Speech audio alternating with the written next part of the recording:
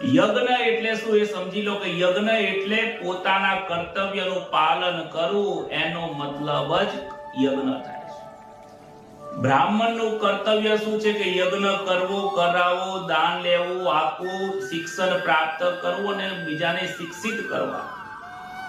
વૈશ્યનો છે વેપાર કરવાનો અને ક્ષત્રિયનો છે રક્ષા કરવાનો અને શૂદ્રનો વ્યવહાર છે સેવા કરવાનો.